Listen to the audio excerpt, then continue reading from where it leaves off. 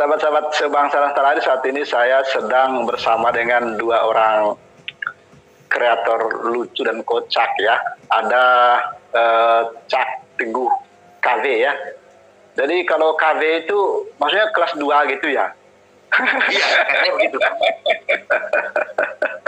Jadi kalau kita cari di pencarian di YouTube itu cukup ketik Cak Te aja itu udah muncul Teguhnya itu gitu kan. Juga dengan Bung ya Riston Studio hadir juga di podcast kali ini ya. Nah, Otak Belang sengaja menghadirkan dua orang sosok yang lucu dan kocak-kocak ini untuk menanyakan sesuatu hal yang sangat penting yang sebetulnya Otak Belang juga nggak mengharapkan jawaban dari mereka, karena memang jawaban itu ya pasti mereka jawabnya dengan lucu-lucu gitu. Jadi sehingga Otak Belang tidak mendapatkan apa-apa sebetulnya.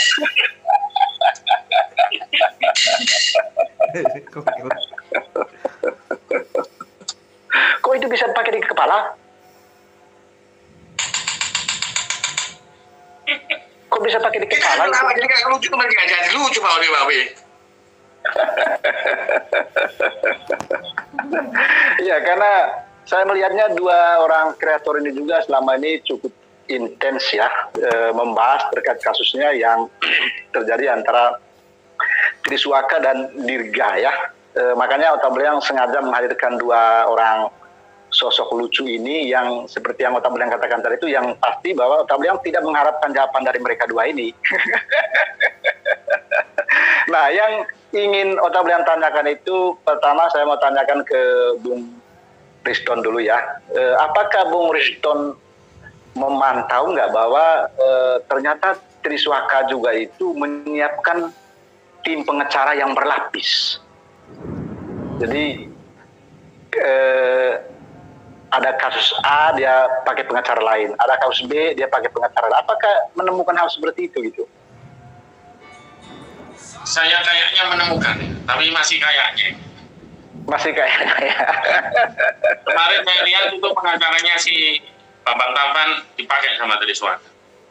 Tapi untuk yang pengacaranya yang untuk menghadapi Dirga Dadali ini mungkin kayaknya ada sendiri. Oh gitu ya? Iya, mungkin dari Profesor Teguh KW. Ya, kalau Cak Teguh gimana melihatnya? Ada nggak? Jadi Triswaka itu menyiapkan tim pengacara berlapis-lapis gitu loh untuk menghadapi berbagai tuntutan yang dihadapi. Kalau saya kira pasti itu sudah sudah disiapkan itu berlapis-lapis begitu kan pengacaranya, karena ya mungkin karena menghadapi banyak somasi banget kan gitu kan, jadi dia menyiapkan itu khusus mungkin. Kira begitu Pak W. Ada indikasi itu ada. Jawabannya tidak memuaskan. Jawabannya tidak memuaskan saya gitu loh. Memang saya puaskan ya, biar ini bingung nanti para pemirsa ini, biar nambah lagi nanti ya.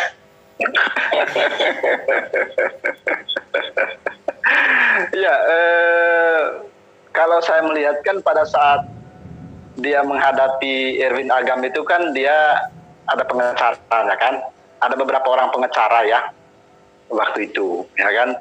Juga waktu dia menghadapi Andika Kangen Ben juga waktu itu kan dia ada pengacara juga kan. Kalau saya lihatnya mukanya beda-beda orang-orang itu kan.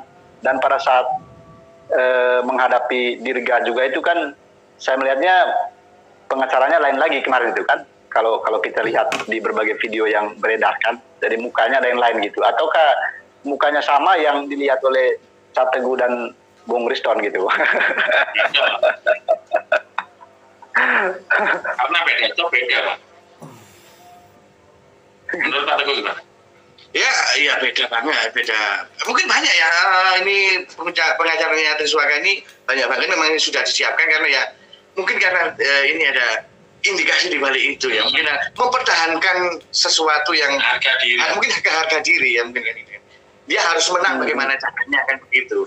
Jadi arahnya ke situ kalau boleh saya berpendapat dari sisi yang lain. Dari beberapa bulan kemarin kan memang dibully. Ini pendapat saja loh Pak Obi ya. Mungkin dari situ ada sedikit sakit hati karena dibully. Sudah dibully kok mau minta maaf gimana nih? Mending saya korban duit aja deh daripada mungkin begitu saja. Ini hanya pendapat saja. Kalau saya boleh pendapat begitu Pak Obi. Kan pendapat kan wajar-wajar saja kan begitu. Iya, ya kan. Yang saya ingin tahu tadi itu kan bahwa apakah pihak Triswaka itu menyiapkan tim pengacara berlapis-lapis ya kan untuk menghadapi berbagai tuntutan-tuntutan ya kan. Kalau kita lihat kan bahwa sebenarnya dia sudah menghadapi 3 tuntutan ya. Yang satu ini kan sudah selesai ya dengan Andika Kangenben kan begitu. Lalu ada tuntutan lagi dari Erwin Agam itu hari yang sampai dengan saat ini kan kita belum tahu hasilnya seperti apa kan sampai dengan detik ini. Lalu yang masih panas dan hangat saat ini kan antara Triswaka dan Dirga grup Dadali itu gitu. Grup Dadali. Ya, grup Dadali itu kan. Jadi kalau ini pendapat saya Pak, ada kemungkinan nih ada kekhawatiran dari Triswaka. Bagaimana seandainya nanti 3 somasi ini dijadikan satu, misalnya Dirga Dadali sama Erwin Agam bersatu untuk Triswaka. Itu mungkin yang dipersiapkan Triswaka seperti itu juga, Pak Obi. Itu menurut saya. Oh gitu ya. Iya. Jadi mereka menyiapkan tim pengacara itu berlapis-lapis gitu. Iya, itu menurut saya begitu. Soalnya saya bingung tadi itu. Ya.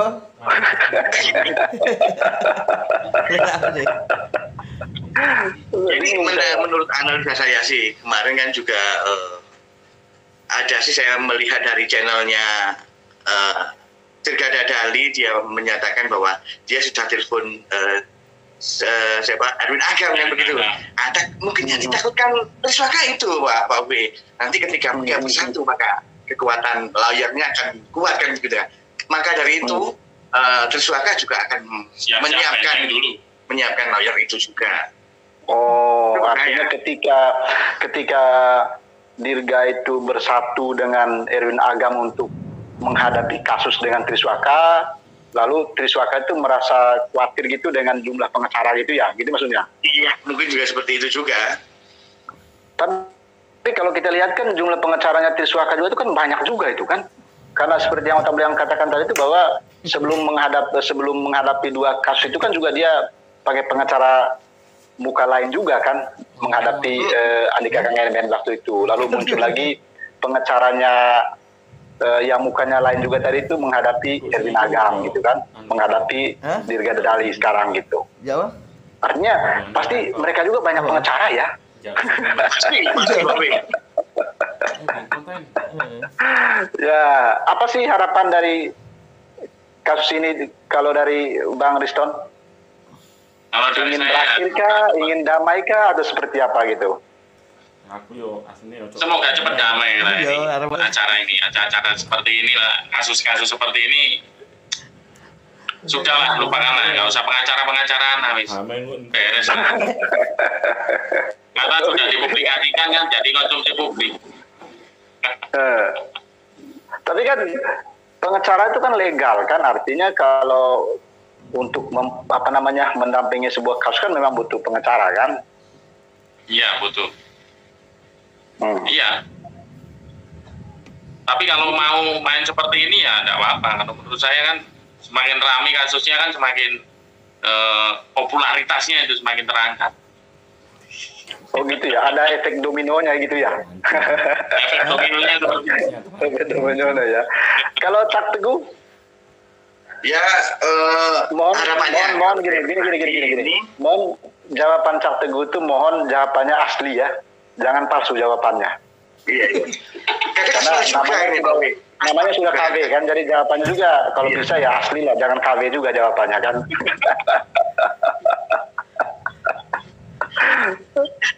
Harapannya begini Babe, ya cepat diselesaikan lah apapun itu penyelesaiannya biar cepat selesai. Tapi begini, saya mungkin ada pemikiran lain.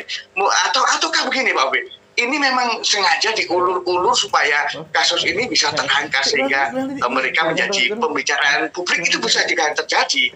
Jadi mereka sendiri yang mengulur-ulur supaya kasus ini tidak terselesaikan, dan pasti akan menjadi perbincangan publik dong kalau begitu kan. Bisa saja ini kemungkinan yang terjadi, ini bisa saja seperti itu. Hanya pendapat Pak Obi, ini hanya pendapat. Ya bisa jadi, namanya juga pendapat kan. Iya. Tapi yang saya takut nanti hal kalau yang diserang kayak kemarin saya. Tapi satu hal yang cukup cukup menggelitik saya gitu ya, kok Triswaka itu hampir tidak pernah ngomong satu kata pun loh. Nah itu yang menjadikan kita bertakon ini, bertanya. Ini kalau menurut saya Pak Wi ya, kenapa Triswaka ini tidak pernah bersuara begitu ya. Yang pertama memang dia tidak mau bersuara, dia tidak bisa bersuara, dia tidak mau menjawab. Yang kedua, ini adalah strategi dia. Ketika dia diam, maka potensi untuk salah argumen itu semakin kecil. Itu menurut saya. Jadi lain lagi pada saat mungkin begini, ini mungkin keuntungan Triswaka juga Pak Wi ya. Ketika dia diam, dia tidak menyikapi segala hujatan-hujatan dan sebagainya. Ini keuntungan dia karena ya itu tadi, potensi dia salah berargumen nanti akan jadi kasus baru, atau ketika dia marah nanti dia mengeluarkan sesuatu kata-kata yang itu melanggar hukum, dan itu tidak terjadi karena Triswaka diam. Itu yang kedua, mungkin seperti itu pendapat saya Pak. Jadi diam itu kan juga kalau dalam teori komunikasi kan juga adalah pesan sebetulnya, ya kan? Tapi bisa saja diam juga itu kan upaya untuk meredam resistensi. Jangan sampai misalnya ketika kita menyampaikan sesuatu justru resistensinya makin tinggi kan? Mungkin seperti itu kali ya. Jadi ketika Triswaka mengambil posisi diam, tidak berbicara, tidak berkata-kata apapun ke publik gitu kan terkait dengan berbagai omongan-omongan di luar gitu, maka itu adalah cara atau strategi dia seperti yang Cak Teguh katakan tadi itu untuk sebetulnya adalah untuk meredam resistensi gitu ya. Benar. Luar biasa. Kali ini kok Cak Teguh bisa pintar gitu ya? Karena ada ini Pak Bi. Ini pemancar memorinya dari Panji. Baterainya masih baru ya. Baterainya masih baru ya. Jadi kembali normal ini. Oke, sahabat-sahabatku sebangsa dan tanah air, saya kira itu obrolan kita ya, obrolan ringan saja ya, biar jangan terlalu tegang ya, biar otak kita tetap fresh ya, dengan dua orang dua orang kreator yang lucu ya, yang kocak-kocak gitu ya. Saya pikir tadi Otak Belang tidak menemukan jawaban apa-apa. Ternyata kedua kreator ini sangat luar biasa ya, dengan pandangan-pandangan mereka yang santai ya kan, tapi sangat bermakna sekali.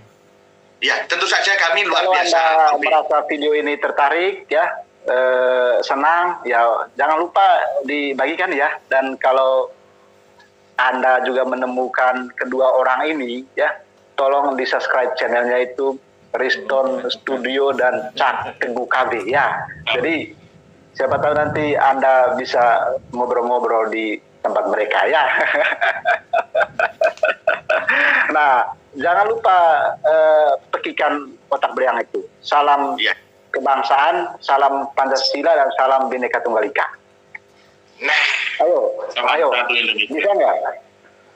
Salam kebangsaan. Salam kebangsaan. Salam Pancasila. Ya.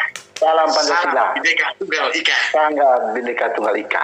Dan salam Otak Belang. Otak Belang. Kembali di salam di mata ini.